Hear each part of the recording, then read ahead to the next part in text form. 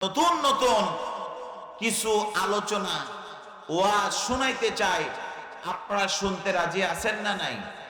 জোরে বলেন আছেন না নাই? তাহলে এখন নতুন আলোচনা কি, এটা আপনাদের কাছে আগে পয়েন্ট আমি দিয়ে দিই। সেটা হচ্ছে, ছেলে তার আপন মায়ের বিয়ে পড়াইছে, কিন্তু মায়ের প্রথম বিয়ে। ছেলে তার আপন মায়ের বিয়ে পড়াইছে, কিন্তু মায়ের প্রথম বিয়ে। এই ওয়াজ কি জীবনে কোনোদিন শুনেছেন? জোরে বলেন শুনেছেন? এটা গেল 1 নম্বর পয়েন্ট। 2 নম্বর পয়েন্ট হলো, আমাদের দেশে, সমাজে, রাষ্ট্রে একটা খেলা আছে, সময় কাটায়, রাত দিন 24 ঘন্টা খেলে। প্রশ্ন হলো, সেই খেলার নাম কি একটু বলেন? বলতে পারবেন না? এই এলাকায় হয়তো নাই, আমি বলি, দেখেন তো আছে কিনা। রাত দিন 24 ঘন্টা আমিন ধরে খেলে। 18, 80, 19, 80, 20 পাস, তার নাম, সে করে সর্বনাশ। আমার প্রশ্ন হলো 2 নম্বর, এই তাস খেলার উৎপত্তি কোত্থেকে হয়েছে? তাস কি দিয়ে তৈরি করা হয়েছে? এবং তাস খেললে আল্লাহ পাক ইয়াউমাল কিয়ামতের দিন পরকালে কি পুরস্কার দিবে, আমি কোরআন শরীফ থেকে বলার জন্য চেষ্টা করব। শুনতে রাজি আছেন কি ভাইজান? রাজি আছেন? আলহামদুলিল্লাহ। এটাও তো নতুন, কি বলেন? কথা ঠিক কিনা বলেন? এখন আমার এই মাহফিলে মহিলারা আছে না নাই? পর্দার আড়ালে কি বলেন, আছে? মা বোনেরা অনেকে আছে। এই যে হুজুর বলছে অনেক আছে। মা বোনদের একটা পয়েন্ট না দিলেই না, মায়েরা তাছাড়া রাগ করবে। কথা ঠিক কিনা বলেন? এই জন্য মা বোনদের ওয়াজ আজকে বেশি করে দিব। তার কারণ, ছেলে মানুষ বহু জায়গায় যে ওয়াজ শুনতে পারে, কিন্তু মা বোনদের ভাগ্যে হয় না। কথা ঠিক না বা ঠিক?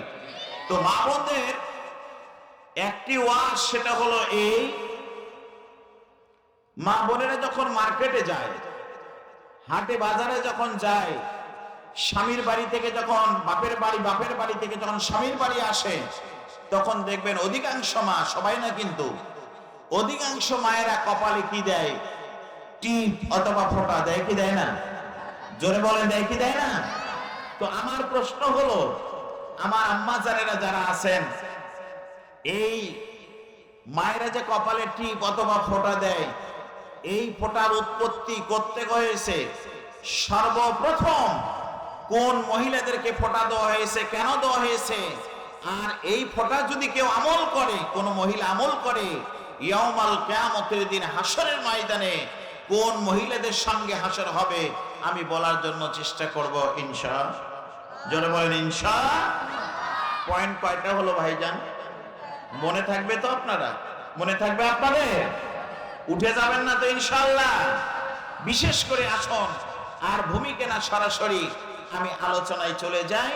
অল্প সময় আলোচনা করব, আশা করি কোরআন হাদিসের বাইরে একটি কথাও বলবো না। তাহলে আসুন, আমরা শুরুতেই প্রশংসা করব কার? আরো জোরে বলেন কার? আচ্ছা বলেন তো, আল্লাহ পাকের প্রশংসা করে কি শেষ করতে পারবো? কখনোই পারবো না। আল্লাহ পাকের প্রশংসা, আল্লাহ পাকের শুকরিয়া আদায় করে যে শেষ করা যাবে না, এ কথা কে বলেছে? জোরে বলেন, কে বলেছে? আল্লাহ বলেছেন। আল্লাহ তার হাবিবুল্লাহকে বলেছেন, নবীজিকে বলেছেন, নবী আপনি বলে দেন। আল্লাহ পাক নবীকে বলেছেন, হাবিব আপনি বলে দেন। আমার নবীজি বলছেন, মনোযোগ দিয়ে শুনবেন, নবী বলছেন, কুল্লাউ কানাল বাহরু মিদাদাল লিকালিমাতি রাব্বি লানাফিদাল বাহরু ক্বাবলা আন তানফাদা কালিমাতু রাব্বি ওয়ালাউ জিনা বিমিথলিহি মাদাদা। আল্লাহ রাব্বুল আলামিন বলেন, নবী আপনি বলে দেন, দুনিয়ার সমস্ত গাছগুলিকে যদি কলম বানানো হয়, আর সমুদ্র মহাসমুদ্রের পানিগুলিকে যদি কালি বানানো হয়, সেই কালি দিয়ে রবের প্রশংসা লেখা শুরু করা হয়। লিখতে লিখতে 7 সমুদ্রের পানি অর্থাৎ কালি শেষ হয়ে যাবে, কিন্তু মহান রব্বুল আলামিন এই কালেমার ব্যাখ্যা লিখে শেষ করা যাবে না। চিৎকার দিয়ে বলেন সুবহানাল্লাহ। লিল্লাহি তাকবীর, নারায়ে তাকবীর। আল কোরআনের আলম, আল হাদিসের আলম, কোরআন হাদিস যেখানে, নামাজ কালাম যেখানে, লিল্লাহি তাকবীর। কষ্ট হলো আপনাদের? মাঝে মধ্যে একটু নড়ে চড়ে বসবেন। কি বলেন? চোখে যেন ঘুম না আসে। কিন্তু মজার ওয়াজ তো আমি দিবই। ছেলে তার আপন মায়ের কেমন করে বিয়ে পড়াইলো, অথচ মার বিয়েই হলো না। সন্তান কোত্থেকে আসলো? আপনার মতো আমার মতো মোল্লা মুন্সি হইয়া আবার আপন মায়ের বিয়ে পড়াইলো। এই ওয়াজ না শোনা পর্যন্ত কি আপনারা উঠে যাবেন? জোরে বলেন, যাবেন? আশা করি কেউ যাবেন না। আসুন মূল আলোচনায় চলে যাই। সেটা হচ্ছে এই, বলেন তো আমরা জাতিতে কি? জোরে বলেন একটু। জাতিতে আমি যদি প্রশ্ন করি, জাতিতে যে আমরা মুসলমান, এই নামটা কে রেখেছেন? বলেন বলেন, কে রেখেছেন? না, আল্লাহ রাখে না। জাতিতে মুসলমান এটা আমাদের জাতির পিতা ইব্রাহিম খলিল রেখেছেন। চিৎকার দিয়ে বলেন সুবহানাল্লাহ। আমার ইমানদার ভাইয়েরা, জাতিতে মুসলমান আল্লাহ রাব্বুল আলামিন বলেন, মিল্লাতা আবিকুম ইব্রাহিম হুয়া সাম্মাকুমুল মুসলিমিন।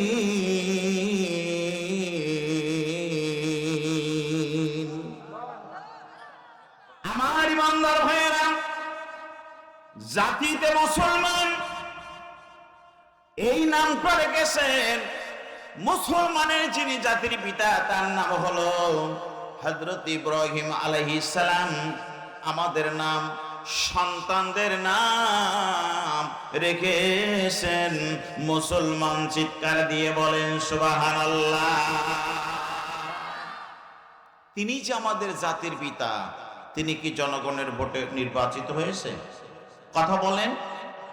আমার ইমানদার ভাইয়েরা, জাতির পিতা ইব্রাহিম আলাইহিস সালাম তিনি জনগণের ভোটে নির্বাচিত হন নাই। আল্লাহ রাব্বুল আলামিন তাকে ধাপে ধাপে পরীক্ষা করেছেন। দুনিয়াতে আল্লাহর পরীক্ষা দিতে হয়েছে, কথা ঠিক না ঠিক? কঠিন কঠিন পরীক্ষা দিতে হয়েছে। সমস্ত পরীক্ষায় তিনি উত্তীর্ণ হয়েছেন, পাশ করেছেন। সর্বশেষ পরীক্ষা হলো, আল্লাহ রাব্বুল আলামিন বলেন, ইব্রাহিম আমি 17 বছর যুবক থাকাকালীন আমি তোমাকে পরীক্ষা নিচ্ছি। 97 বছর বয়স পর্যন্ত হয়ে গেল।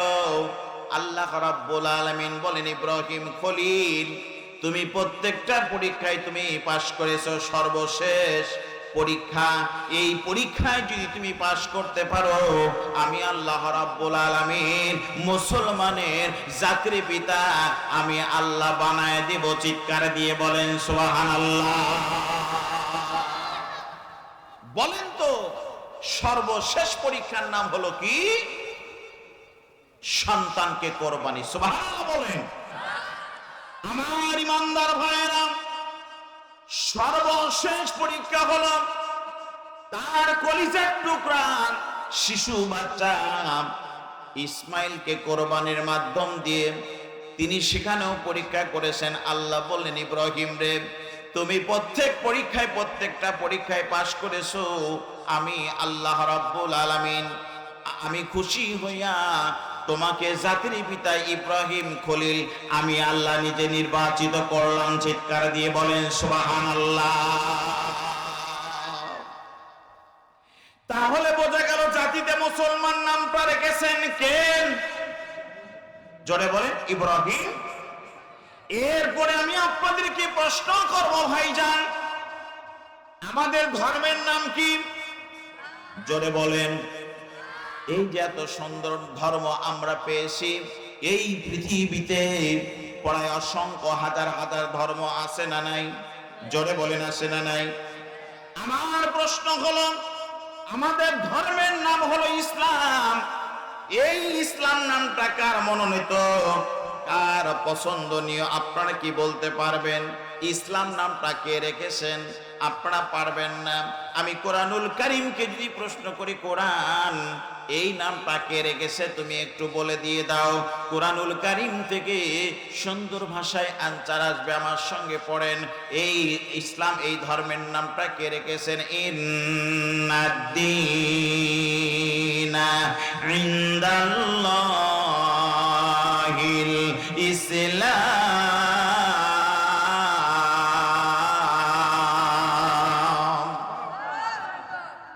আমার ইমানদার ভাইয়েরা, ইসলাম নামটা আল্লাহ পাক স্বয়ং রেখেছেন। তার কারণ হলো, এই ধর্মটা হলো আল্লাহর মনোনীত ধর্ম। আল্লাহ নিজেই পছন্দ করে আমাদের ধর্মের নাম রেখেছেন ইসলাম। চিৎকার দিয়ে বলেন সুবহানাল্লাহ। আমি আপনাদেরকে প্রশ্ন করব, ভাইজান বলেন তো ইসলাম মানে কি? জোরে বলেন ইসলাম মানে কি? মুরব্বি এখানে আছে। ইসলাম মানে কি বলেন? ইসলাম মানে শান্তি নাম। ইসলাম মানে হলো আত্মসমর্পণ। ইসলাম মানে হলো কমপ্লিট। আত্মসমর্পণ করতে হবে কার কাছে? জোরে বলেন কার কাছে? এক নম্বর অর্থ হলো আত্মসমর্পণ করতে হবে। দুই নম্বর হচ্ছে আল্লাহ পাকের আনুগত্য করতে হবে।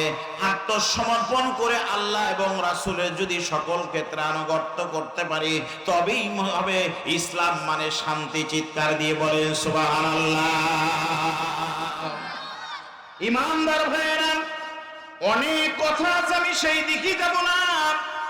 আমি আপনাদের কাছে শুধু একটি জিনিস বলতে চাই, এই কোরআনুল কারীমের মধ্যে ৬৬৬৬টা আয়াত আছে না নাই? জোরে বলেন আছে না নাই? কম বেশি মতান্তরে থাকতে পারে। আমার প্রশ্ন হলো ভাইজান, বলেন তো এই কোরআনুল কারীমের মধ্যে সর্বশ্রেষ্ঠ আয়াত কোনটি? আপনারা কি বলতে পারেন? আমার ইমানদার ভাইয়েরা, এই কোরআনুল কারীমের মধ্যে সর্বশ্রেষ্ঠ আয়াত হলো আয়াতুল কুরসি। চিৎকার দিয়ে বলেন সুবহানাল্লাহ। সর্বশ্রেষ্ঠ আয়াতের নাম কি? জোরে বলেন। আমার ইমানদার ভাইয়েরা, আল্লাহর নবী যখন মেরাজ করে আসলেন, আসার পরে সাহাবীদের সামনে আল্লাহর হাবিব যখন বক্তব্য দিচ্ছিলেন, ওয়াজ করতেছিলেন, আল্লাহর হাবিব বললেন, সাহাবায়ে কেরাম রে, আমি তোমাদেরকে একটা প্রশ্ন করব। সেই প্রশ্নটা হলো এই যে কোরআনুল কারীমের মধ্যে সর্বশ্রেষ্ঠ সূরা আয়াত কোনটি? তোমরা কি বলতে পারো? সাহাবায়ে কেরাম বলে, ইয়া রাসূলুল্লাহ, ইয়া হাবিবাল্লাহ, হ্যাঁ আমরা বলতে পারি। আল্লাহর নবী বললেন, সাহাবীরা, কোরআন শরীফের মধ্যে কোন সূরা কোন আয়াত সর্ব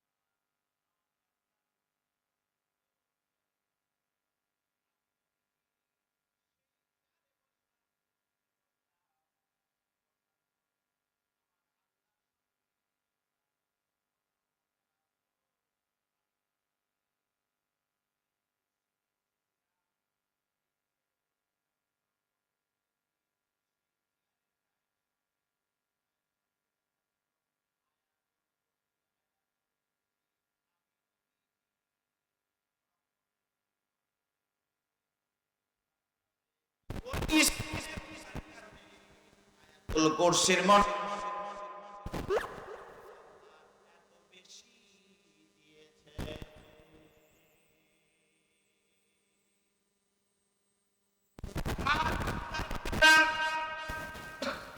এই আয়াতুল কুরসির মর্যাদা ফজিলত, এই আয়াতুল কুরসি যদি আপনারা আমল করতে পারেন, 5 ওয়াক্ত নামাজের ফরজ নামাজের পরে সালাম ফেরার পরে একবার যদি আয়াতুল কুরসি পড়ে আপনি বুকের মধ্যে যদি আপনি ফু দিতে পারেন, একবার ফু দিতে পারেন, 5 বার পড়বেন, 5 বার ফু দিয়ে দিবেন। জোহরে আমল করলেন, আসরের পূর্বে যদি আপনি মৃত্যুবরণ করেন, এই আয়াতুল কুরসি আমল করার কারণে এই দুনিয়া থেকে আপনি ঈমান নিয়ে আপনি কবরে চলে যাবেন। এই আমলটা আমরা করব ইনশাআল্লাহ। 5 ওয়াক্ত নামাজের সময় আয়াতুল কুরসি আমরা আমল করব ইনশাআল্লাহ। আমার ইমানদার ভাইরা, আমি আপনাদেরকে বলতে চাই, 5 ওয়াক্ত নামাজ কিন্তু আমরা পড়তে চাই না। আল্লাহর যতগুলো ইবাদত আছে, যতগুলি হুকুম আছে, তার মধ্যে সর্বশ্রেষ্ঠ ঈমান আনার পরে সর্বশ্রেষ্ঠ হুকুমের নাম কি বলেন তো? সালাত, নামাজ। কথা ঠিক কি নয়? কই হুজুর ওয়াজ করেন, ওয়াজ মজা লাগে, ওয়াজ শুনতে শুনতে জ্ঞান হারাবো, মরেই যাব, কিন্তু ফজরের নামাজ পড়বো না। এইরকম মুসল্লি কম না বেশি? কম না বেশি? তবে আপনাদের এলাকার লোক অত্যন্ত ভালো, 5 ওয়াক্ত নামাজের সময় মসজিদ ভরে যায়। কি হুজুর কথা ঠিক কিনা বলেন? আমি আপনাদেরকে বলবো ভাইজান, আল্লাহ নবী বলেছেন যারা 5 ওয়াক্ত নামাজ আদায় করবে, জোহরের 4 রাকাত ফরজ নামাজ জামাতের সহিত আদায় করবে, আল্লাহ পাকের ভয়ে আদায় করবে, আসরের 4 রাকাত ফরজ নামাজ যদি জামাতের সহিত আদায় করে, যোগ করেন তো জোহরের 4 আর আসরের 4 রাকাত নামাজ যোগ করলে কয় রাকাত নামাজ হয়? জোরে বলেন কয় রাকাত?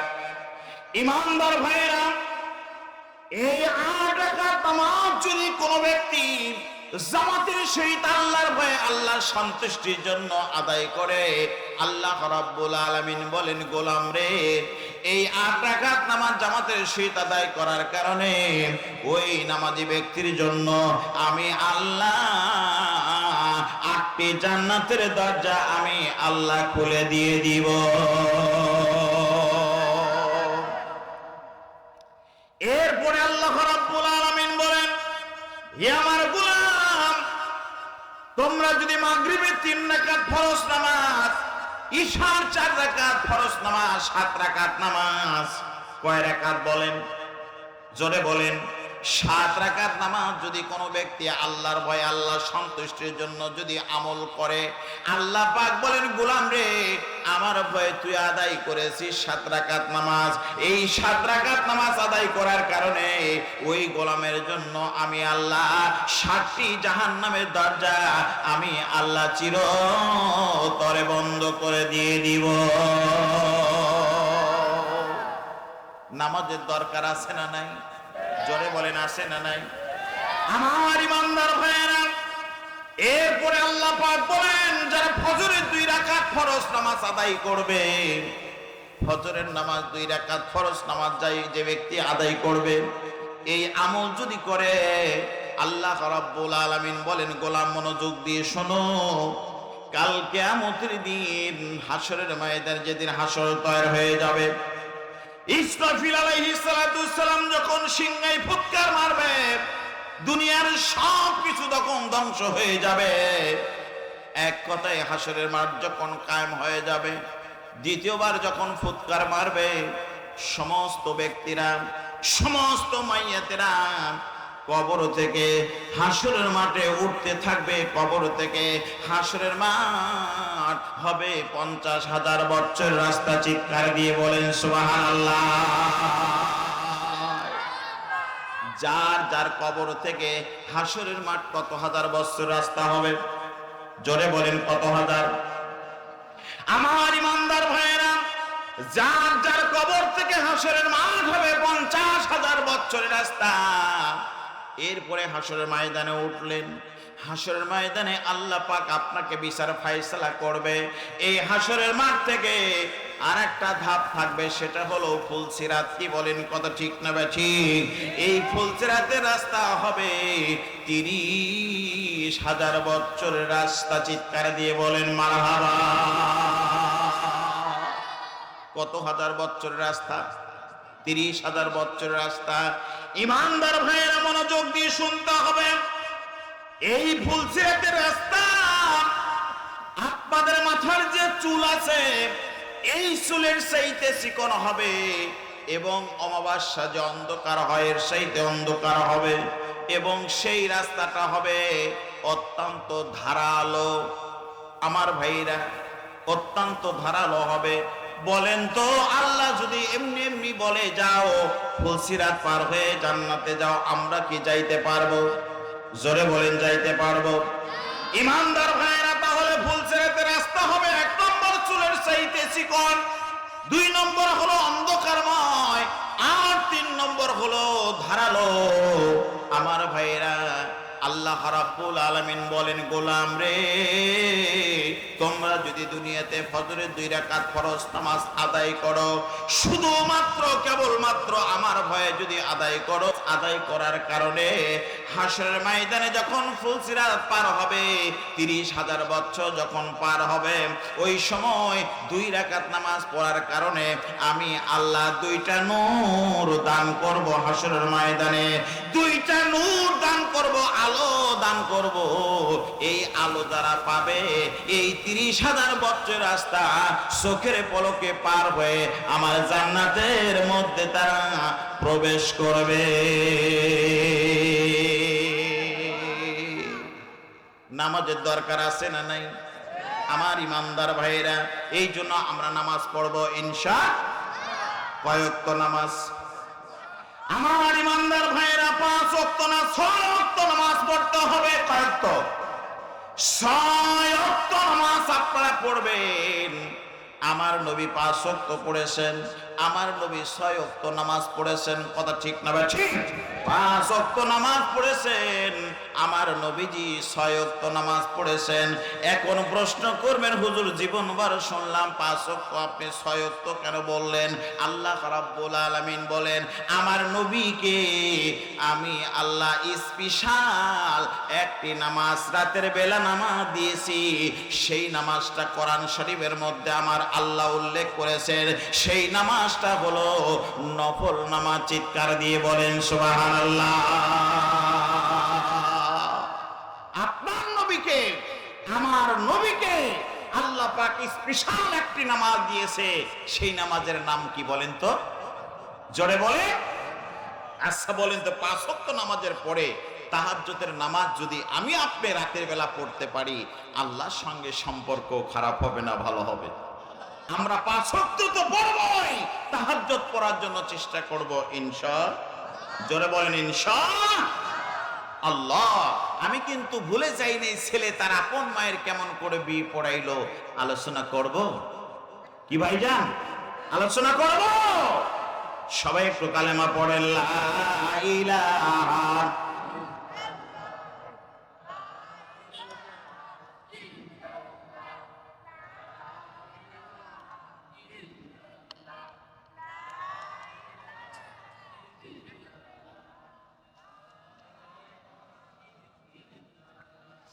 জোরে জোরে, লা ইলাহা লা ইলাহা লা ইলাহা ইল্লাল্লাহু মুহাম্মাদুর রাসূলুল্লাহ। সকলে পড়ুন সাল্লাল্লাহু। আমার ইমানদার ভাইরা, আগেই বলেছি লম্বা চড়া আলোচনা করব না। আল্লাহ রাব্বুল আলামিন কোরআনুল কারীমের মধ্যে সূরাতুল আল ইমরানের মধ্যে আল্লাহ পাক বলেছেন, বলুন তো আমরা আল্লাহ পাকের ভালোবাসা পেতে চাই কি চাই না?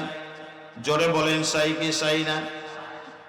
আল্লাহ পাকের ভালোবাসা যদি পেতে চান, আমার আল্লাহ তার হাবিবুল্লাহ তার নবীজিকে বলেছেন, ইয়া রাসূলুল্লাহ, হে ইয়া হাবিবাল্লাহ, আপনার উম্মতদেরকে আপনি বলে দেন, আমার সঙ্গে আয়াতটা পড়েন, কুল ইন কুনতুম তুহিব্বুনাল্লাহ ফাত্তাবিউনি ইউহিব্বুকুমুল্লাহ।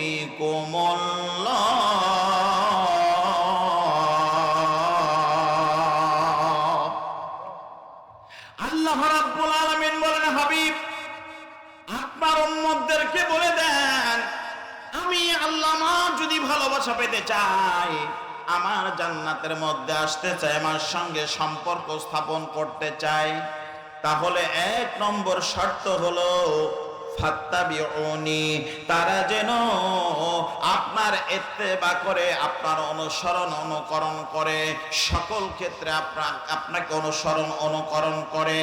এই কাজটা যদি আপনার উম্মতেরা যদি সকল ক্ষেত্রে করে, ব্যক্তিগত জীবনে, পারিবারিক জীবনে, সামাজিক জীবনে, সকল ক্ষেত্রে যদি আপনাকে অনুসরণ করে, অনুকরণ করে, হাবিব গো, আমি আল্লাহ ওই গোলামদেরকে দুনিয়াতে আমি আল্লাহ নগদ নগদ 2টা জিনিস পুরস্কার আমি আল্লাহ দিয়ে দিব। চিৎকার দিয়ে বলেন সুবহানাল্লাহ। আমার ইমানদার ভাইয়েরা, আল্লাহ কোরআনের মধ্যে বললে সকল থেকে সকল ক্ষেত্রে অনুসরণ অনুকরণ করতে হবে। তার নাম কি বলেন তো? মুহাম্মাদুর, জোরে বলেন মুহাম্মদ রাসূলুল্লাহ। এই নবীজি শুধু আমাদের নবী না, তিনি হলেন আমাদের বিশ্ব নবী, বিশ্ব নেতা মুহাম্মদ রাসূলুল্লাহ সাল্লাল্লাহু আলাইহি ওয়াসাল্লাম। চিৎকার দিয়ে বলেন আল্লাহু আকবার। তিনি শুধু আমাদের নবী না, তিনি আমাদের নেতা ছিলেন, বিশ্ব নেতা ছিলেন।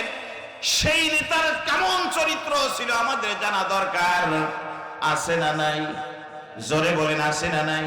মুসলমান, কোরআন শুনতে হবে আমার ভাইয়েরা, কোরআন মনোযোগ দিয়ে শুনবেন, আল্লাহ হয়তো হেদায়েত দান করতে পারে। এই নেতা সম্পর্কে যাকে অনুসরণ অনুকরণ করতে বলল, তিনি ছিলেন, প্রথমে ছিলেন সত্যবাদী, তিনি ছিলেন আলামিন। চিৎকার দিয়ে বলেন সুবহানাল্লাহ। আমাদের নবী হলো সত্যবাদী, তিনি ছিলেন বিশ্বাসী, আলামিন বিশ্বাসী ছিলেন। এই নেতা সম্পর্কে আমার ভাইয়েরা, আল্লাহর নবীর সাহাবীরা একদিন আম্মা জান আয়েশা সিদ্দিকা রাদিয়াল্লাহু তাআলা আনহাকে প্রশ্ন করেছে, নেতা যদি ভালো হয়, নেতা চরিত্র ভালো কি মন্দ, নেতার স্ত্রীকে যদি প্রশ্ন করা যায়, নেতা সম্পর্কে জানা যায়, কথা ঠিক না বেঠি? আমার চরিত্র ভালো না খারাপ, আমার ওয়াইফ, আমার স্ত্রী বলতে পারবে কি পারবে না? জোরে বলেন, পারবে কি পারবে না? আপনার নেতা ভালো কি মন্দ, স্ত্রীকে প্রশ্ন করলেই কিন্তু আসল খবর বের হবে, কথা ঠিক না বেঠি? আমার ইমানদার ভাইয়েরা, তিনি কেমন নেতা ছিলেন, তার চরিত্র কেমন ছিল, মনোযোগ দিয়ে শুনেন। আম্মা জান আয়েশা সিদ্দিকা রাদিয়াল্লাহু তাআলা আনহার কাছে সমস্ত সাহাবায়ে কেরাম গিয়েছে। আমার মা বোনেরা যারা পর্দার আড়ালে আছেন, মনোযোগ দিয়ে শুনতে হবে আমার মায়েরা। সমস্ত সাহাবায়ে কেরাম আম্মা জান আয়েশার কাছে গিয়ে বলছে, আয়েশা, ও আমাদের আম্মা জান, নবীজির চরিত্র কেমন? চিৎকার দিয়ে বলেন মারহাবা। নবী সম্পর্কে আম্মা জান আয়েশাকে প্রশ্ন করেছে কারা? সাহাবায়ে কেরাম। আম্মা জান আয়েশা সিদ্দিকা রাদিয়াল্লাহু তাআলা আনহা কেমন ছিলেন তা জানেন? আমার আম্মা জানেরা যারা ওয়াজ শুনছেন, মনোযোগ দিয়ে শুনে, যে আম্মা জান আয়েশা সিদ্দিকা রাদিয়াল্লাহু তাআলা আনহা ছিলেন, এই যে আমার হাতে কোরআন, এই কোরআনুল কারীমের 30 পারা কোরআন শরীফের হাফেজা। চিৎকার দিয়ে বলেন সুবহানাল্লাহ। কিসের হাফেজা? আম্মা জান আয়েশা ছিল কোরআন শরীফের হাফেজা। শুধু কোরআন শরীফের হাফেজা ছিল না, এরপরে হাদিসের মধ্যে আসে আম্মা জান আয়েশা সিদ্দিকা রাদিয়াল্লাহু তাআলা আনহা হাদিসেরও হাফেজা ছিলেন। 1 লক্ষ নয়, 2 লক্ষ নয়, 3 লক্ষ নয়, 6 লক্ষ হাদিসের হাফেজা ছিলেন আম্মা আয়েশা সিদ্দিকা। চিৎকার দিয়ে বলেন সুবহানাল্লাহ, সুবহানাল্লাহ। এই ব্যক্তিকে, এই মুফতিকে, এই মুহাদ্দিসকে সাহাবায়ে কেরাম যে বলতেছেন, মা আয়েশা নবীজির চরিত্র কেমন? সুবহানাল্লাহ, সুবহানাল্লাহ। কি প্রশ্ন করেছে দেখেন। আমার ইমানদার ভাইরা, মা বোনেরা, যারা পর্দার আড়াল থেকে ওয়াজ শুনছেন, মনোযোগ দিয়ে শুনেন। মা, আমাদের দেশের মায়েরা কোরআন শরীফের হাফেজা হতে পারে না, হাদিসের হাফেজা হতে পারে না, তবে আমাদের দেশের মায়েরা সিরিয়াল দেখার হাফেজা। কথা ঠিক না বেঠি? তবে এই এলাকার মায়েরা হয়তো সিরিয়াল দেখে না। কি বলেন, কথা ঠিক কিনা? সিরিয়াল দেখে না। এই সিরিয়াল যারা দেখবে, সিরিয়ালের মধ্যে যাদেরকে দেখবে, আচ্ছা বলেন তো, সিরিয়ালের মধ্যে এটা ভারতীয় একটা, আপনার কি বলে এটা, স্টার জলসা, স্টার জলসা, বলেন তো এর মধ্যে কি ইসলামের কোন শিক্ষার কোনো কিছু আছে? যা কিছু থেকে সব শয়তানি রং তামাশা। কথা ঠিক না ঠিক? আমি এই এলাকার মা বোনদেরকে বলবো, এই এলাকার মায়েরা পর্দাশীল। সুবহানাল্লাহ বলেন। পর্দাশীল 1 নম্বর হলো পর্দায় থাকে, স্বামীর খেদমত করে। কথা ঠিক না ঠিক? স্বামীর খেদমত করতে হবে, এটা আল্লাহর হুকুম। কথা ঠিক না ঠিক? কোন মা যদি স্বামীর খেদমত করতে পারে, আর স্ত্রীর খেদমতে স্বামী যদি খুশি হয়ে যায়, আর স্বামী যদি বলে আমার স্ত্রীর মতো একটাও নাই, আমার স্ত্রী সব চাইতে সুন্দর, আমার আনুগত্য করে, আমার খেদমত করে, আল্লাহর আরশ পর্যন্ত খুশি হয়ে যায়, সেই স্ত্রী জান্নাতি, জান্নাতি, জান্নাতি। চিৎকার দিয়ে বলেন সুবহানাল্লাহ, সুবহানাল্লাহ। কিন্তু বর্তমান যুগে অনেক দেশের, এই এলাকার কথা বলছি না, অনেক মা বোনেরা আছে স্বামীর খেদমত করতে চায় না। কথা ঠিক না ঠিক? স্বামীর আনুগত্য করতে চায় না, স্বামীকে মানতে চায় না। এই এলাকার মায়েরা ভালো, আমি অন্য জায়গার কথা বলছি। আমার ইমানদার ভাইরা, আমার কোন স্ত্রী যদি বলে, আমার কোন স্ত্রী যদি বলে, স্বামীর যদি প্রশংসা করে, আমার স্বামীর মতো একটাও স্বামী দেখি না, আমার স্বামী ভালো। স্ত্রী যদি স্বামীর জন্য প্রশংসা করে, ওই স্বামী জান্নাতি। সুবহানাল্লাহ বলে। আমার ইমানদার ভাইরা, অনেক লম্বা চড়া আলোচনা আছে, আমি সেই দিকে যাব না। সমস্ত সাহাবায়ে কেরাম প্রশ্ন করলেন, আম্মা জান আয়েশাকে বললেন, মা নবীজির চরিত্র সম্পর্কে একটু বর্ণনা করেন, নবীজির চরিত্র কেমন? এই প্রশ্ন করার পরে আম্মা জান আয়েশা বলে, সাহাবায়ে কেরাম রে, তোমরা কি কোরআনুল কারীম তেলাওয়াত করো না, কোরআন শরীফ পড়ো না? এই প্রশ্ন আম্মা জান আয়েশা যখন করলেন, সাহাবায়ে কেরাম বলে, মা আমরা কোরআনুল কারীম তেলাওয়াত করি, কোরআন শরীফ পড়ি, কোরআন শরীফ মুখস্থ করি। আম্মা জান আয়েশা বলে, তাহলে তোমরা বলো তো, কোরআন শরীফের মধ্যে জের জবর পেশের কি কোনো ভুল আছে, কোনো ত্রুটি আছে? সমস্ত সাহাবায়ে কেরাম বলে, মা কোরআন শরীফের মধ্যে জের জবর পেশ কোন জায়গায় ভুল নাই, লারাই বাকি কোনো সন্দেহ নাই। এই কথা যখন বলেছে, আম্মা জান আয়েশা বলে, ও সাহাবায়ে কেরাম, তোমরা যেই রকম বলছো কোরআন শরীফের মধ্যে কোন রকম ত্রুটি নাই, ভুল নাই, আমি আয়েশা বলছি, আল্লাহর হাবিবের যেই রকম কোরআন শরীফের মধ্যে কোনো ভুল ত্রুটি নাই, আমার নবীর চরিত্রের মধ্যে তেমনি ভুল নাই, ত্রুটি নাই। আমার নবীর গোটা চরিত্র হলো কোরআনুল কারীম। আল্লাহু আকবার। এইরকম নেতা আমাদের সমাজে থাক, রাষ্ট্রে থাক, আমরা চাই কি চাই না? জোরে বলেন, চাই কি চাই না? আমাদের দেশ, আমাদের রাষ্ট্র কোরআনের আইন দিয়ে, আল্লাহর আইন দিয়ে আল্লাহর জমিনে শাসন চলো, এটাকে আমরা চাই না? কি ভাই চাই না? অবশ্যই আমরা চাই, আল্লাহর কাছে দোয়া করি, আল্লাহ তুমি ইসলামী রাষ্ট্র হিসাবে আমাদের দেশকে কায়েম করে নাও। সবাই বলে আল্লাহুম্মা আমিন। আমার ভাইরা, আসুন বলতেছিলাম রাসূলকে সকল ক্ষেত্রে অনুসরণ অনুকরণ করতে হবে।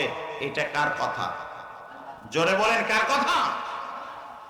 আমার ইমানদার ভাইয়েরা, সকল ক্ষেত্রে রাসূলের যদি অনুসরণ অনুকরণ করতে পারি, আল্লাহ রাব্বুল আলামিন এই আয়াতের মধ্যে বলেছে, গোলাম রে, এই নবীজির যারা অনুসরণ অনুকরণ করবে, আমি আল্লাহ দুনিয়াতে দুইটা জিনিস নগদ নগদ পুরস্কার দিব। চিৎকার দিয়ে বলেন মারহাবা। আল্লাহ কয়টা পুরস্কার দিবে? জোরে বলেন, কয়টা? আল্লাহ পাক দুনিয়াতে দুইটা পুরস্কার দেবে। এখন আপনারা প্রশ্ন করেন, হুজুর সেই দুইটা পুরস্কার কি আমাদেরকে একটু শোনায় দেন? আল্লাহ রাব্বুল আলামিন বলেন, গোলাম, আমার নবীর যারা অনুসরণ অনুকরণ করবে, এক নম্বর পুরস্কার হলো ইউহিব্বিকুমুল্লাহ।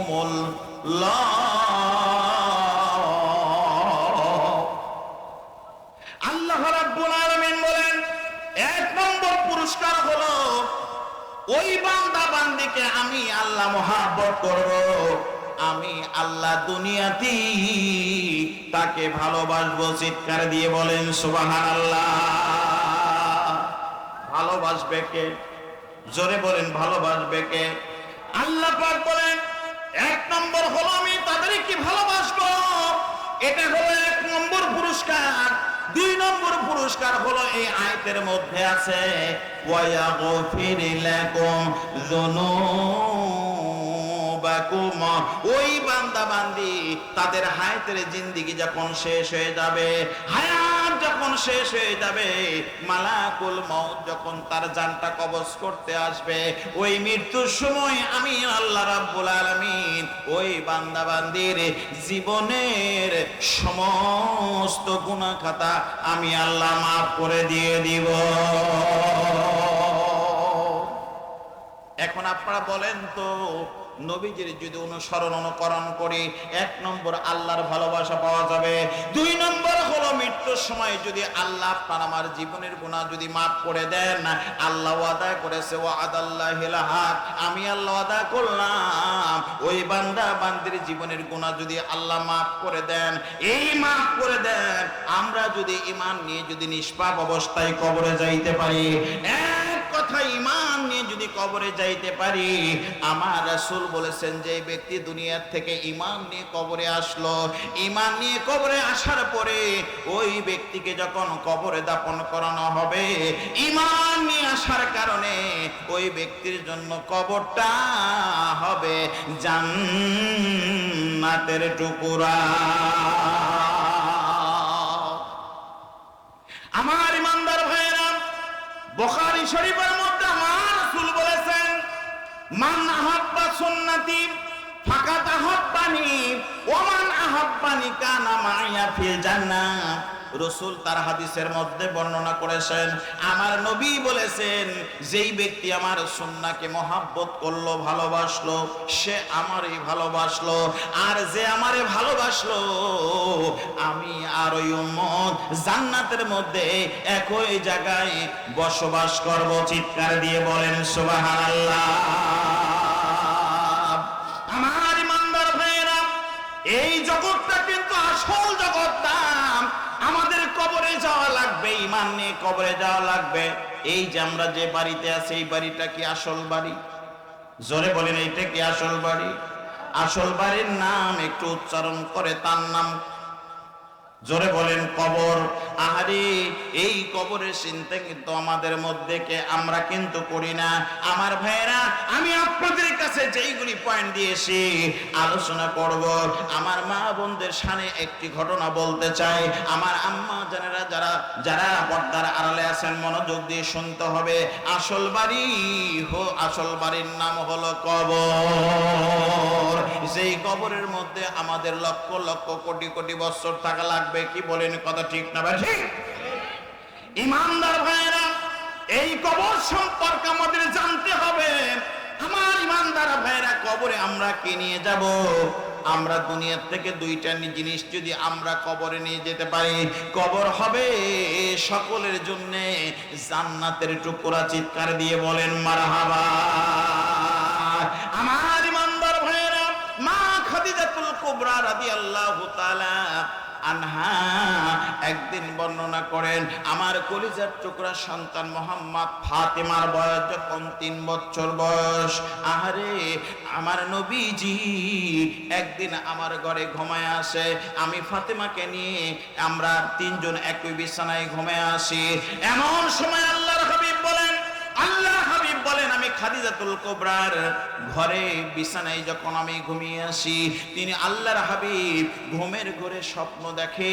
আল্লাহর হাবিব ঘুমের ঘরে স্বপ্ন দেখেন তার বাড়ির চতুর্পাশে যেগুলো কবরবাসী আছে, বাড়ির চতুর্পাশে যেগুলি কবরবাসী আছে, ওই কবরের গুলি মাইয়াদের কবরের আযাব হইতেছে, এত জোরে জোরে আযাব হইতেছে।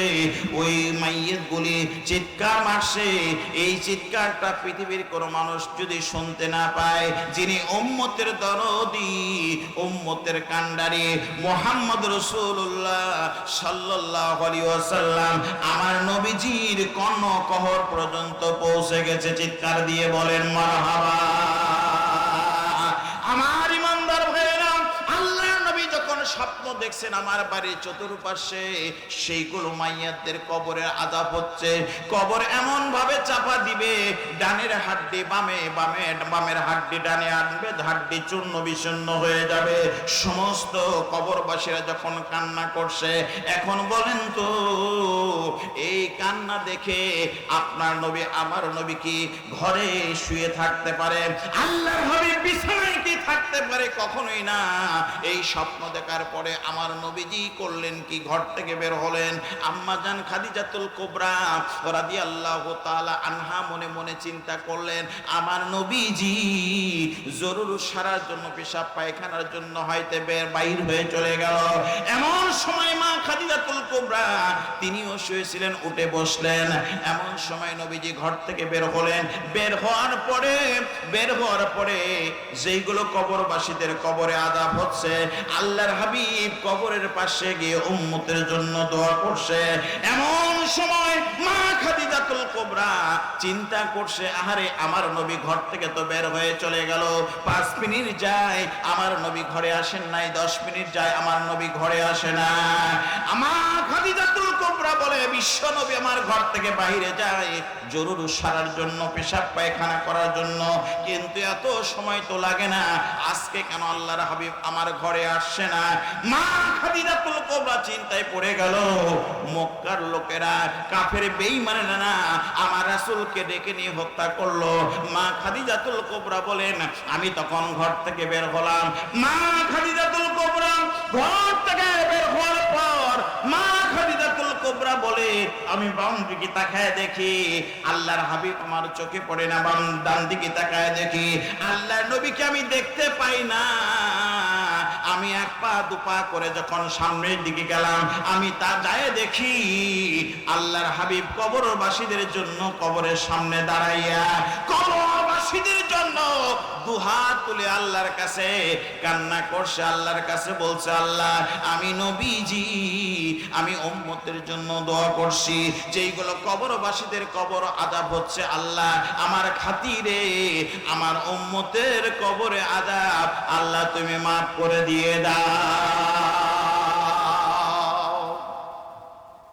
আমার ইমানদার ভাইয়েরা, আল্লাহর হাবিব মাইয়াদের জন্য, কবরবাসীদের জন্য যখন দোয়া করতেছিল, চোখের পানি বের করে, আল্লাহর হাবিবের চোখ থেকে পানি দরদর করে পড়ছে, দাড়ি ভিজে যাচ্ছে। আল্লাহর হাবিব এমন ভাবে কান্না করতেছিল।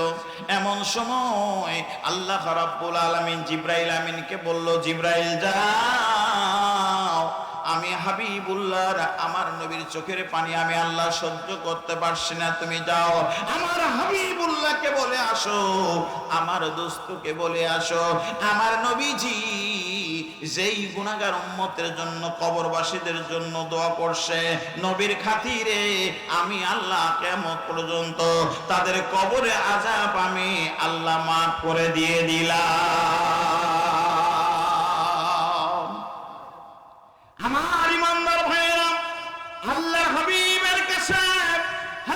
জিবরাইল আলাইহিস সালাম কানে কানে যখন সুসংবাদ দিয়ে দিল, আল্লাহর হাবিব করলেন কি, মোনাজাত যখন শেষ করলেন, সুসংবাদ পাওয়ার পরে মোনাজাত যখন শেষ করলেন, এমন সময় মা খাদিজাতুল কুবরা রাদিয়াল্লাহু তাআলা আনহা নবীজির সামনে দাঁড়ায় দেখে নবী কান্না করছে।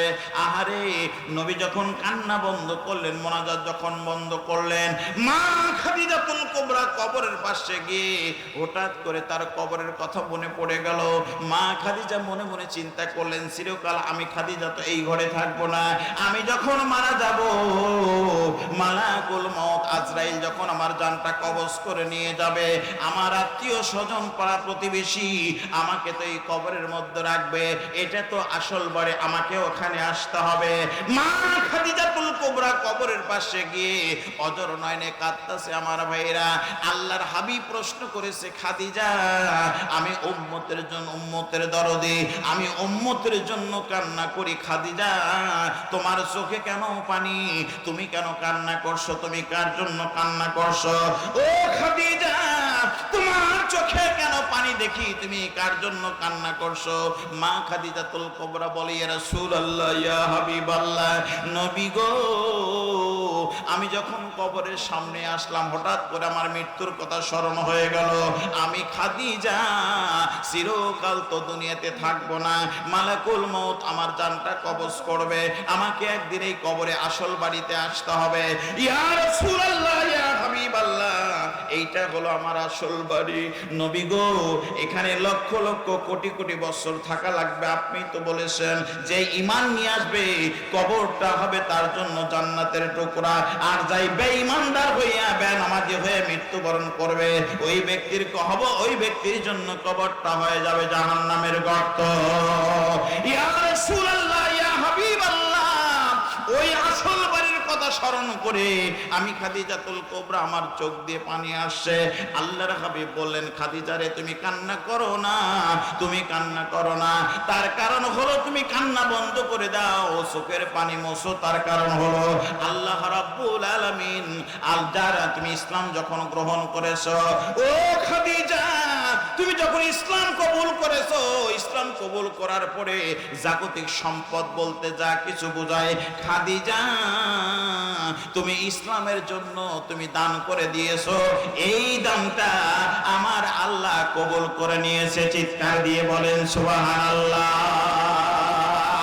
আল্লাহর হাবিব বলেন, খাদিজা, তোমার দানটা আল্লাহ রাব্বুল আলামিন কবুল করে নিয়েছে। শুধু কবুল করে নাই, কবুল করার কারণে আল্লাহ রাব্বুল আলামিন খাদিজা তোমাকে জান্নাতের মধ্যে আমার আল্লাহ স্পেশাল একখানা বালাখানা তৈরি করে রেখে দিয়েছে। চিৎকার দিয়ে বলেন মারহাবা। আল্লাহর হাবিব বলেন, খাদিজা, যেই আল্লাহ তোমার জন্য বেহেশতের মধ্যে একখানা বালাখানা তৈরি করে রেখে দিয়েছে, সেই আল্লাহ কি কোনোদিন তোমাকে এই কবরের মধ্যে আযাব দিতে পারে, শাস্তি দিতে পারে? খাদিজা, তুমি চোখের পানি মোছো, তুমি বন্ধ করো, তুমি কান্না করো না। মা খাদিজাতুল কুবরা বলি, ইয়া রাসূলুল্লাহ, ইয়া হাবিবাল্লাহ, তারপরে ভয় হয় আপনার জবান থেকে শুনেছি কবর সংকীর্ণময় হয়ে যাবে। ইয়া রাসূলুল্লাহ, ইয়া রাসূলুল্লাহ, ইয়া হাবিবাল্লাহ। মা খাদিজাতুল কুবরা কান্না যখন বন্ধ করলো না, আল্লাহর হাবিব বলেন, খাদিজা, এই দুনিয়াতে আল্লাহ রাব্বুল আলামিন একজন নারীকে সালাম দিয়েছে, শুধুমাত্র কেবলমাত্র একজন নারীকে সালাম দিয়েছে, সেটাই হলো তুমি খাদিজাতুল কুবরা। আল্লাহ যেহেতু তোমাকে সালাম দিয়েছে, এই সেই আল্লাহ কি কোনোদিন পারে ওই কবরে আযাব করতে? ও খাদিজা, তুমি চোখের পানি বন্ধ করো, চোখের পানি তুমি মোছো, তুমি কান্না করবে না। মা খাদিজাতুল কুবরা বলে, ইয়া রাসূলুল্লাহ, ইয়া হাবিবাল্লাহ, নবী গো, আমি কান্না বন্ধ করতে পারি, কিন্তু তিনটি শর্ত আছে। আমার তিনটি শর্ত যদি আপনি মেনে নেন, আমি কান্না বন্ধ করব। যতক্ষণ পর্যন্ত আমার তিনটি শর্ত না মেনে নিবেন, ততক্ষণ পর্যন্ত আমি কান্না বন্ধ করব না। আল্লাহর হাবিব বলেন, খাদিজা, সেই তিনটি শর্ত কি তুমি আমাকে বলো।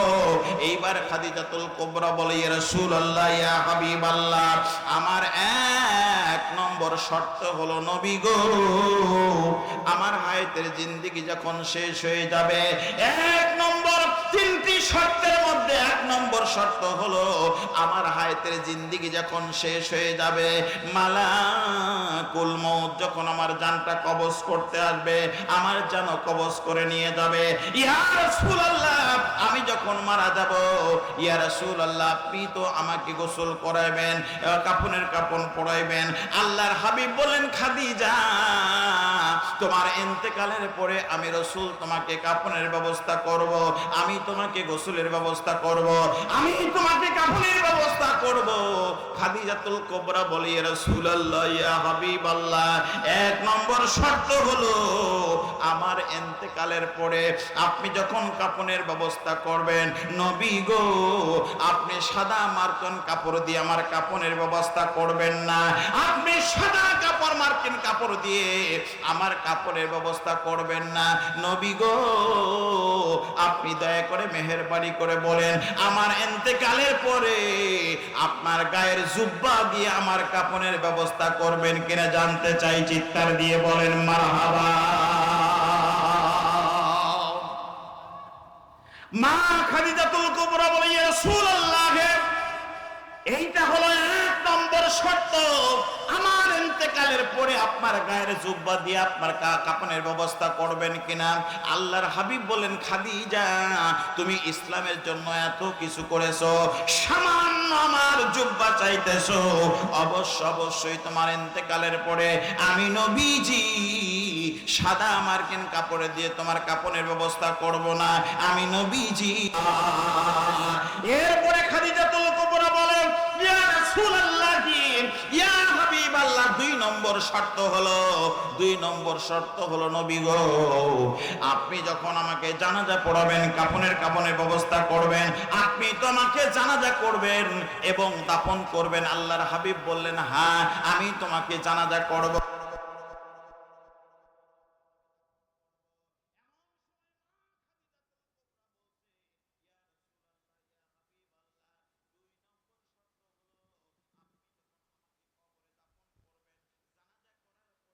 আপনি যখন আমাকে কবরে দাফন করবেন, দুই নম্বর শর্ত হলো আমাকে কবরে দাফন করার পূর্বে আপনি দয়া করে মেহেরবানি করে আমার কবরের মধ্যে নেমে কবরের মাটিগুলো মুছে দিবেন কিনা জানতে চাই। চিৎকার দিয়ে বলেন মারহাবা।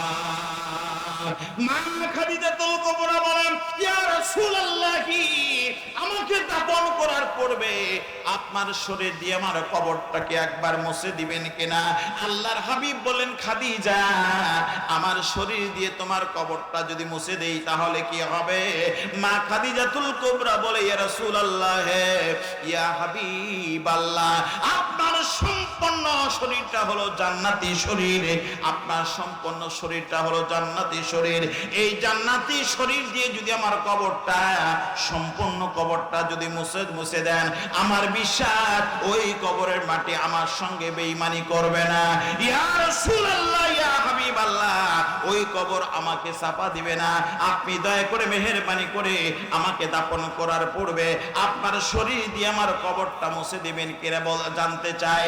আল্লাহর হাবিব বললেন, খাদিজা আমি তোমাকে ওয়াদা করলাম, তোমাকে দাফন করার পূর্বে আমি নবীজি তোমার কবরের মধ্যে নেমে আমার গোটা শরীর দিয়ে তোমার কবরটা অবশ্যই আমি মুছে দিব। চিৎকার দিয়ে বলেন মারহাবা।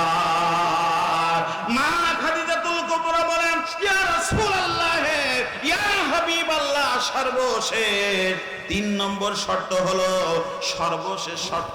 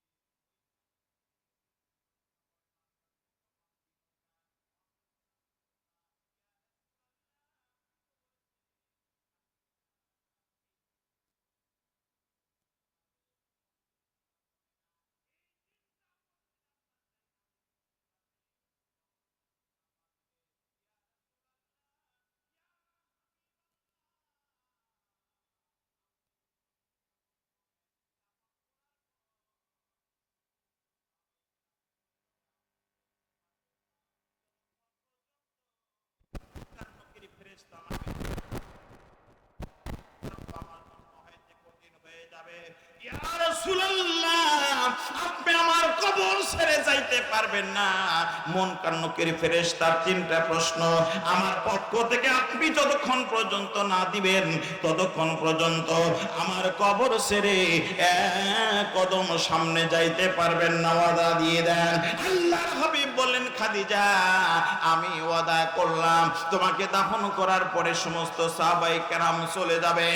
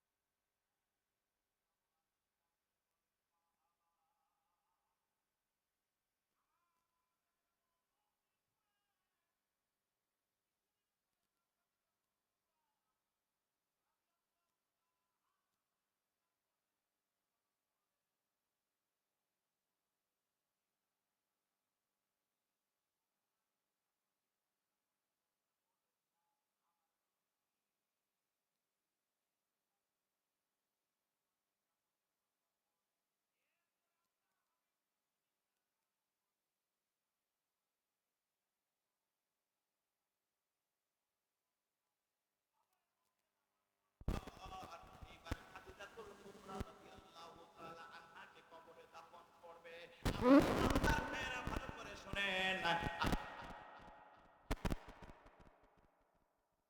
তানহাকে যখন কবরের মধ্যে নামলাম, দাফন করার জন্য নামলাম, নামার পর রাসূল বলেন আমার খাদিজার মুখটা যখন কিবলা কাবার দিকে যখন করি, পশ্চিম দিক করে এমনি এমনি ঘুরে খাদিজাতুল কুবরার মুখটা কিবলা কাবার দিকে থাকে না, উপরের দিকে উঠে আসে। আল্লাহর হাবিব বলেন আবার চেষ্টা করলাম আমার খাদিজার মুখটা কিবলা কাবার দিকে করব, পশ্চিম দিক করে রেখে রাখতে চাই, কিন্তু খাদিজার মুখটা আর পশ্চিম দিকে থাকে না, উপরের দিকে উঠে আসে। আল্লাহর হাবিব বলেন একবার দুইবার তিনবার পর্যন্ত আমি চেষ্টা করলাম, কিন্তু আমার খাদিজার মুখটা কিবলা কাবার দিকে থাকে না।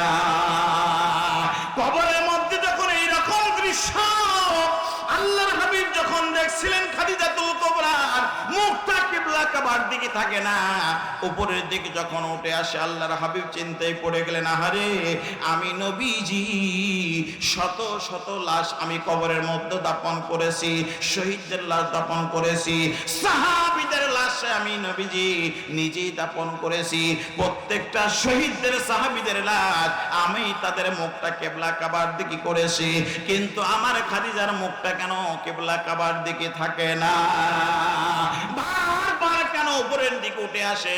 এই দৃশ্য দেখে আল্লাহর হাবিব খাদিজাতুল কুবরার কবরের মধ্যে যখন কান্না করতেছিল, চোখের পানি যখন বের হচ্ছিল, এমন সময় আল্লাহ রাব্বুল আলামিন বলেন হাবিব গো আপনি খাদিজার জন্য টেনশন করবেন না, খাদিজার জন্য আপনি কান্না করবেন না, তার কারণ হলো আপনি চাইতেছেন খাদিজার মুখটা কিবলা কাবার দিকে রাখি, আপনি চাইতেছেন কাবার দিকে রাখি, কিন্তু আমি আল্লাহ চাইতেছি ওই কাবার দিকে না, ওই কাবার মালিক যেই দিকে থাকবে আমার খাদিজার মুখটা সেই দিকে থাকবে।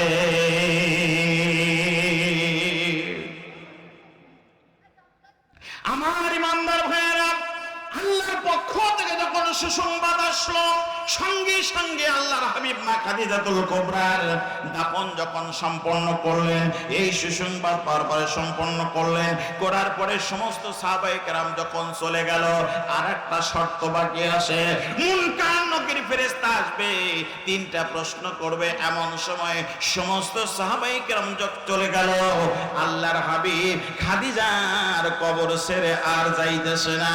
এমন সময় একদিন যায়, দুই দিন যায়, দীর্ঘ সময় আল্লাহর হাবিব দাঁড়িয়ে আছে খাদিজাতুল কুবরার কবরের পাশে।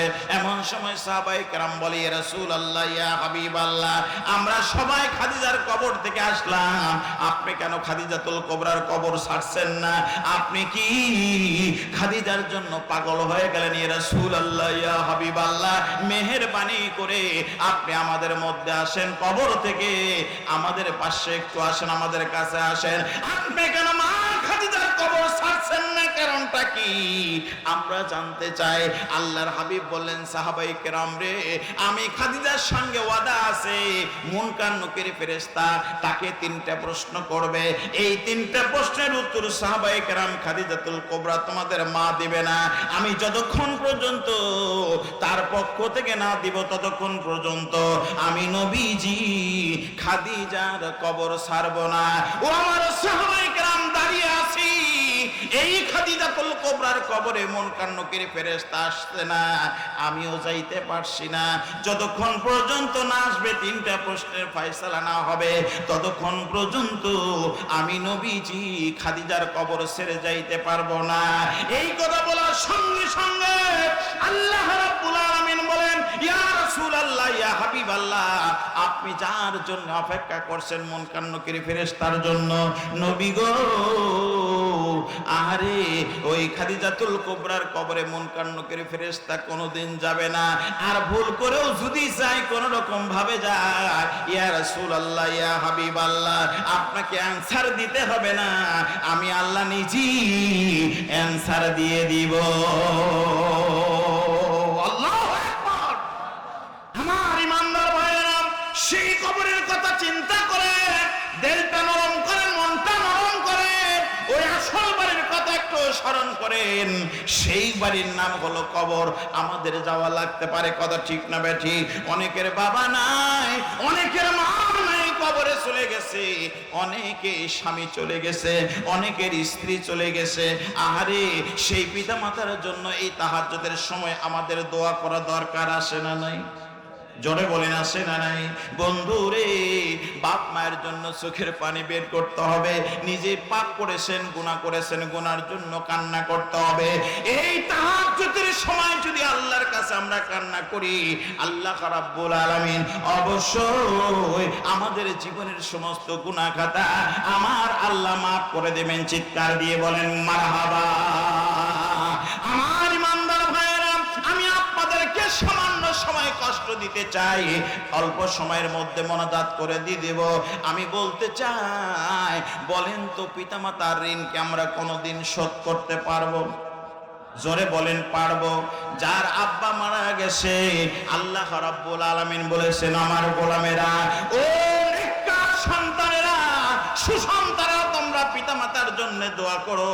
কোন পিতামাতা যদি পাহাড় পরিমাণ গুনাহ নিয়ে যদি কবরে চলে যায়, আহারে, দুনিয়াতে যদি একটা নেককার সন্তান যদি রেখে যায়, আর ওই নেককার সন্তান, সুসন্তান যদি কবরের পাশে গিয়ে, বাবা আমার কবরের পাশে গিয়ে চোখের পানি বের করে যদি দোয়া করে, আমার আল্লাহ সেই দোয়াটা শিখাই দিয়েছে। সকলে পড়েন, রব্বির হামহুমা কামা রব্বায়ানি সগীরা। আবার পড়েন, রব্বির হামহুমা কামা রব্বায়ানি সগীরা। আল্লাহ রাব্বুল আলামিন কোন একটা সন্তান যদি পিতামাতার কথা স্মরণ করে এক ফোঁটা চোখের পানি যদি বের করতে পারে, আল্লাহ পাক বলেন, সন্তানের চোখের পানি বের হতে দেরি হয়, তার পূর্বেই ওই সন্তানের দোয়া আমার আরশে আজিমে কবুল হয়ে যায়। আমার ইমানদার ভাইরা, আমি যখন এই মাহফিলে আসলাম, আমার ভাই, বড় ভাই, শওকত ভাই বললেন, হুজুর, আমার আব্বা জান মারা গেছে। আহারে আমার ভাইয়েরা, সেই বাপ মায়ের জন্য দোয়া করা দরকার, আছে না নাই? জোরে বলেন, আছে না নাই? আমার বন্ধু রে, মনোযোগ দিয়ে শুনতে হবে। যুবক ভাইরা ও ইসলামের সৈনিকেরা, যুবক ভাইরা মনোযোগ দিয়ে শুনতে হবে। আল্লাহ পাক বলেন, বর্তমান যুগে যারা হাজিরা হজ করতে যায়, হজ করতে গিয়ে 7 থেকে 8 লক্ষ টাকা খরচ হয় কি হয় না? জোরে বলেন, হয় কি হয় না?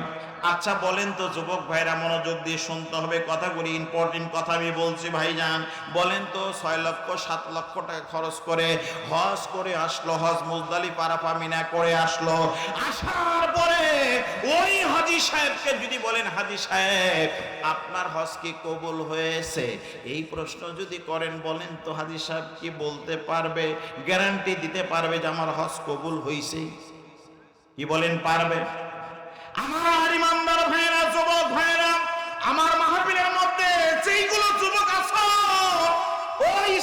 সৈনিকেরা মনোযোগ দিয়ে শোনো, 7 লক্ষ টাকা খরচ করে হাজিরা হজ করে আসলো, মুজদালিফা আরাফা মিনা করে আসলো, কিন্তু হজের গ্যারান্টি দিতে পারলো না। শুধু হাজী সাহেব বলবে আল্লাহ আমার উপর হজ ফরজ করেছিলেন, আমি হজ করে আসছি, কবুল হয়েছে কি হয় নাই আমার আল্লাহ ছাড়া কেউ বলতে পারে না। কথা ঠিক না বেঠি? আমার ইমানদার ভাইরা, ও যুবক ভাইরা, যাদের টাকা নাই পয়সা নাই, হজ যাদের উপর খরচ করা হয় নাই, আল্লাহ পাক বলেন, আল্লাহর নবী বলেছেন গরিবদের হজ, গরিবেরা যদি হজ করতে চায় তাদের মক্কা মদিনায় যাওয়া লাগবে না। চিৎকার দিয়ে বলেন মারহাবা। যারা গরিব আছো তাদের মক্কা মদিনায় যাওয়া লাগবে না। আল্লাহ আদেশ করে নাই, আল্লাহ পাক আদেশ করে নাই। আল্লাহর হাবিব একদিন হাদিস বর্ণনা করতেছেন, হাদিস বর্ণনা করতে করতে সাহাবায়েদেরকে বলছেন, ও আমার সাহাবায়ে কেরাম, কোন নেককার সন্তান, সুসন্তান যদি, ভালো সন্তান যদি পিতামাতার মুখের দিকে রহমতের নজরে, সুনজরে একবার তাকায়, একবার তাকানোর কারণে ওই সন্তান আমল নামায় একটা কবুল হজের সওয়াব লেখা হয়। আমার ইমানদার ভাইয়েরা, সাহাবায়ে কেরাম বলে, ইয়া রাসূলুল্লাহ, ইয়া হাবিবাল্লাহ, একবার তাকাইলে যদি একটা কবুল হজের সওয়াব পাওয়া যায়, ইয়া রাসূলুল্লাহ, ইয়া হাবিবাল্লাহ, তাহলে আমরা দিনের মধ্যে পিতামাতার মুখের দিকে রহমতের নজরে যদি 100 বার তাকাই, নবী গো, তাহলে কি হবে? আল্লাহর হাবিব বলেন, সাহাবায়ে কেরাম রে, কোন নেককার সন্তান, সুসন্তান পিতামাতার মুখের দিকে দিনের মধ্যে যদি রহমতের নজরে, সুনজরে 100 বার তাকায়, আমি রাসূল বলছি 100 বার তাকানোর কারণে ওই সন্তান আমল নামায় 100টি কবুল হজের সওয়াব তার আমল নামায় লিখিয়ে দেওয়া হবে। আল্লাহু আকবার। আমি আপনাদেরকে বলবো, বলেন তো আমাদের সমাজে, বর্তমানে সমাজে সুসন্তানের অভাব আছে না নাই? জোরে বলেন, আছে না নাই? অনেক যুবকেরা পিতামাতার সঙ্গে নাফরমানি করে, পিতামাতাকে ধমক দেয়, পিতামাতার কথা অবাধ্য হয়, আছে না নাই? জোরে বলেন, আছে না নাই? যুবক ভাইয়েরা খবরদার, যত ইবাদত বন্দেগী করো না কেন, পিতামাতা যদি কোনো কারণে তোমার বিপক্ষে থাকে, অসন্তুষ্ট থাকে, কসপিন কালো, আল্লাহর দরবারে কোন ইবাদত কবুল হবে না। যতক্ষণ পর্যন্ত পিতামাতা সন্তানের উপরে সন্তুষ্ট না থাকবে, খুশি না থাকবে, ততক্ষণ পর্যন্ত আমার আল্লাহ তার ইবাদত আল্লাহর দরবারে কবুল হবে না। কথা ঠিক না ঠিক? এই জন্য যুবকদেরকে বলবো, অবশ্যই পিতামাতার খেদমত অবশ্যই করবেন। পিতামাতা যেত রাজি থাকে, আর পিতামাতা যদি সন্তানের জন্য দোয়া করে, আল্লাহর দরবারে কবুল হয়ে যায়। সবাই বলেন আল্লাহুম্মা আমিন।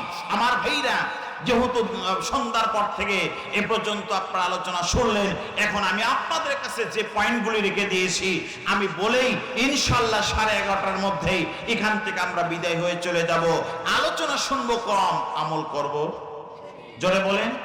সারা রাত ওয়াজ শুনে যদি ফজরের নামাজ কাজা হয়ে যায়, আপনারাই ফতোয়া দেন, এই ওয়াজ শোনার কোনো দাম থাকবে? জোরে বলেন, থাকবে? কখনোই থাকবে না। এই জন্য আমি আপনাদের কাছে 3টা পয়েন্ট দিয়েছি, এই 3টে পয়েন্ট এক এক করে আমি বলে ইনশাআল্লাহ আপনাদের কাছে বিদায় নেব। আপনারা কি কষ্ট পাচ্ছেন? সকলে একটু কালেমা পড়েন, লা ইলাহা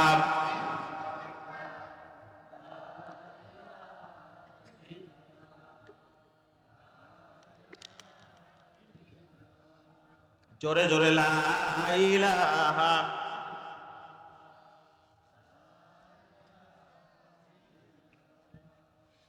লা ইলাহা লা ইলাহা ইল্লাল্লাহু মুহাম্মাদুর রাসূলুল্লাহ। সকলে পড়ুন সাল্লাল্লাহু। আমার ইমানদার ভাইয়েরা, আসুন এইবার তিনটি বই আপনাদের কাছে দিয়েছি, তিনটি বলবো না, একটা বলবো। কয়টা? জোরে বলেন কয়টা? ও তিনটাই আপনারা শুনবেন। আমি এক থেকে শুরু করব। আমার ভাইয়েরা, আমার মা বোনেরা, মনোযোগ দিয়ে শুনতে হবে। এক নম্বর প্রশ্ন হলো, ছেলে তার আপন মায়ের বিয়ে পড়াইছে, কিন্তু মায়ের প্রথম বিয়ে, প্রশ্ন হলো মার বিয়ে হলো না, সন্তান কোত্থেকে আসলো? আবার নিজের মায়ের বিয়ে সন্তান প্রথম বিয়ে পড়াইলো। এই ঘটনাটা তো আশ্চর্য ধরনের ঘটনা, আমি বলবো। দুই নম্বর হলো, আমাদের দেশের সমাজে একটা খেলা আছে, সেই খেলার নাম কি? তাস। আছে না নাই?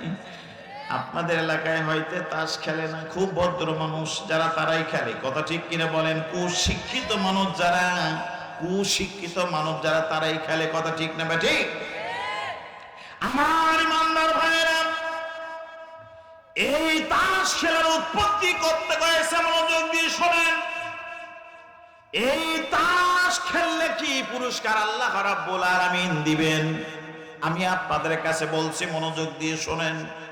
এই কোরআনুল কারীমের মধ্যে বলেন তো কতজন নবীর নাম আছে? জোরে বলেন। 25 জন নবীর নাম আছে। সুবহানাল্লাহ বলেন। কয়জন নবীর নাম আছে?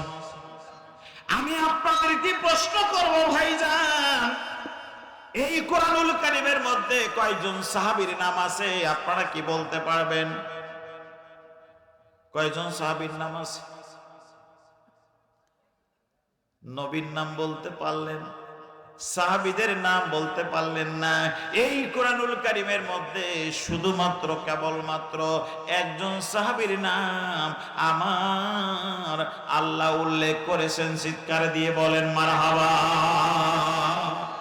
কয়জন সাহাবী বলেন তো, নামটা কি? এই যে আপনাদের খতিব সাহেব, ইমাম সাহেব অ্যানসার দিয়েছে, সেই সাহাবীর নাম হলো, রাসূলের পালিত পুত্রর নাম কি ছিল? যায়েদ বিন হারেসা রাদিয়াল্লাহু তাআলা আনহু। চিৎকার দিয়ে বলেন আল্লাহু আকবার। আমার ইমানদার ভাইয়েরা, এই সাহাবী রাসূলের পালিত পুত্র ছিল, কিন্তু মজার ঘটনা আছে। এই যায়েদ বিন হারেসা রাদিয়াল্লাহু তাআলা আনহু মোতার প্রান্তরে শাহাদত বরণ করেছে। কি বলেন, কথা ঠিক না ঠিক? আল্লাহ রাসূল সেনাপতি নিযুক্ত করেছিলেন তিনজনের মধ্যে। রাসূল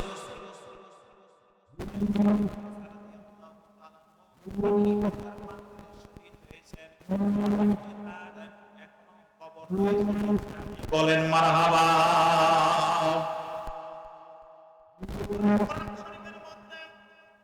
25 জন নবীর নাম আছে, একজন সাহাবীর নাম পাওয়া গেল। এরপরে আমি তাস খেলার ওয়াজ করছি, মনোযোগ দিয়ে শোনেন। তাস খেলার উৎপত্তি কোত্থেকে হয়েছে?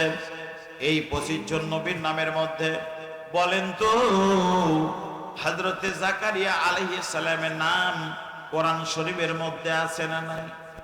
জোরে বলেন, আছে না নাই? জাকারিয়া আলাইহিস সালামের নাম কোরআন শরীফের মধ্যে আছে। আমি সংক্ষিপ্ত আকারে বলছি, তাস খেলার কথা বলছি, মনোযোগ দিয়ে শুনেন। অনেকেই চিন্তা করছেন, হুজুর 30 বছর হলে তাস খেলি, কিন্তু দলিল তো পাই না, কথা ঠিক না বাজে? আজকে তাস খেলার দলিল নিয়ে যান। হযরত জাকারিয়া আলাইহিস সালামের যুগে আদি পিতা আদম থেকে আমার নবী পর্যন্ত যত পয়গম্বর দুনিয়াতে আসে, তাদের একটাই কাজ ছিল, একত্ববাদের দাওয়াত, তাওহীদের দাওয়াত, মানুষকে অন্ধকার থেকে আলোর পথে দাওয়াত, একত্ববাদের দাওয়াত, কালেমার দাওয়াত, কথা ঠিক না ভাই ঠিক? সকল নবী রাসূল এই তাওহীদের দাওয়াত দিয়েছে, একত্ববাদের দাওয়াত দিয়েছে। দাওয়াত দিতে গিয়ে মার খেয়েছে, অনেক নবী হত্যা হয়েছে। সব চাইতে যিনি মার খেয়েছেন একত্ববাদের দাওয়াত দিতে গিয়ে, সব চাইতে যিনি মার খেয়েছেন তিনি হলেন মুহাম্মদ রাসূলুল্লাহ সাল্লাল্লাহু আলাইহি ওয়াসাল্লাম। তিনি কালেমা প্রতিষ্ঠা করার জন্য কত মার খেয়েছেন, কথা ঠিক না ঠিক? ইমানদার ভাইরা, শুধু তাস খেলার উৎপত্তি কোত্থেকে হয়েছে চুম্বক কথা আপনাদেরকে বলে দেই, সেটা হলো এই হযরতে জাকারিয়া আলাইহিস সালামের যুগের ঘটনা। জাকারিয়া আলাইহিস সালাম একদিন রাত 10টার সময়, কয়টার সময় বলেন? রাত 10টার সময় তিনি তাওহীদের দাওয়াত দিচ্ছেন, একত্ববাদের দাওয়াত দিচ্ছেন, কালেমার এক আল্লাহর দাওয়াত দিচ্ছেন। কিন্তু কাফের বেঈমানেরা তার কালেমা গ্রহণ করছে না, শত্রুতা বেড়েই চলছে। কিন্তু জাকারিয়া আলাইহিস সালাম একত্ববাদের দাওয়াত দিতেই চলছে। হঠাৎ করে একদিন রাত 10টার সময় কালেমার দাওয়াত যখন দিচ্ছিলেন, এমন সময় কাফের বেঈমানেরা দেখলো আমাদের দুশমন আল্লাহর নবী, আমাদের দুশমন পয়গম্বর জাকারিয়া রাতের বেলা বের হয়েছে।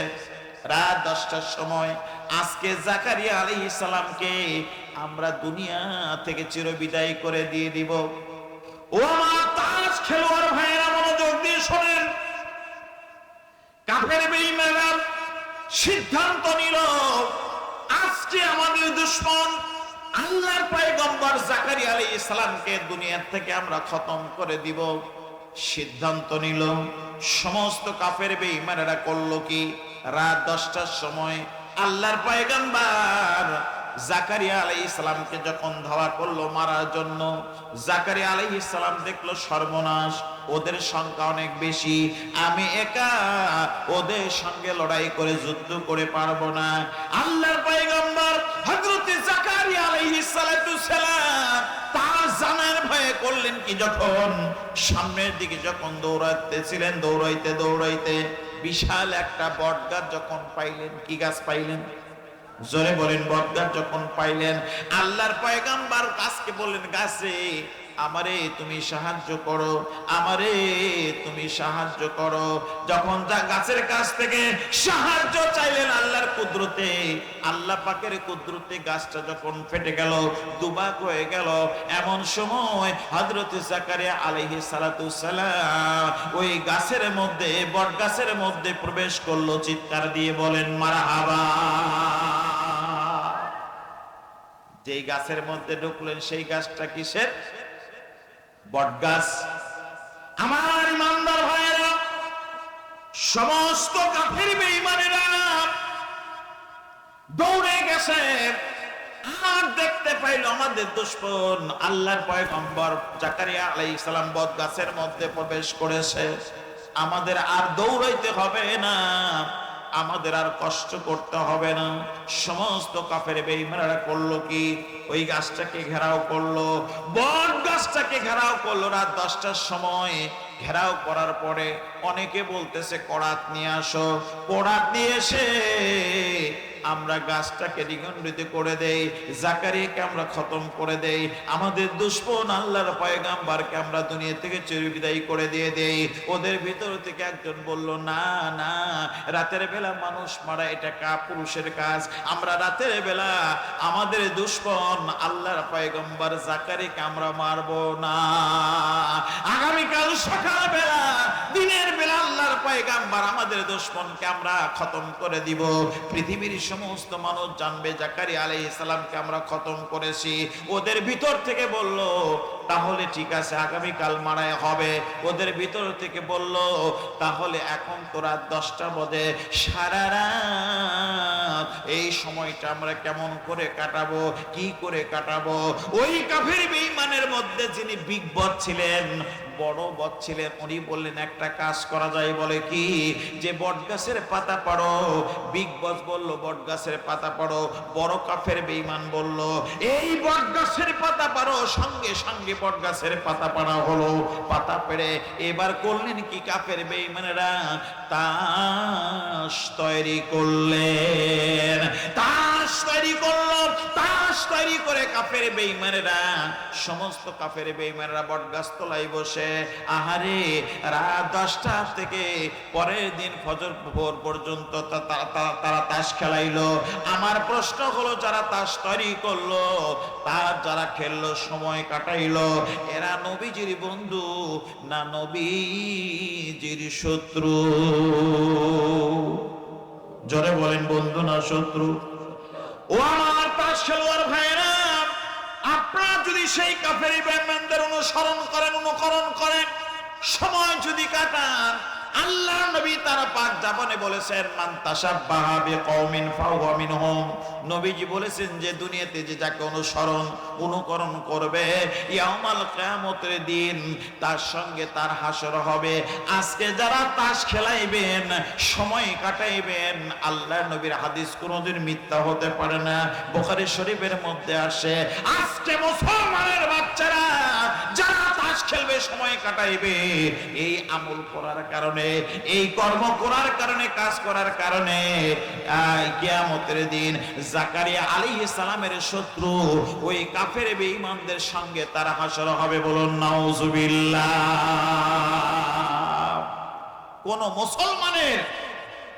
কোন মুসলমান ইমানদারের ইয়াউমাল কিয়ামতের দিন কাফেরের সঙ্গে, জাকারিয়া আলাইহিস সালামের শত্রুদের সঙ্গে হাসর হোক, এটাকে আমরা চাই? জোরে বলেন চাই? কখনো আমরা চাই না। আজকে থেকে দুই একজন যদি আপনারা খেলে থাকেন, তওবা করেন, আহারে ইয়াউমাল কিয়ামতের দিন এই খেলার কারণে যদি কাফেরদের সঙ্গে হাসর হয়, আমাদের ঠিকানা কোথায় হবে? জান্নাতে নাকি জাহান্নামে? কথা ঠিক না বেঠিক?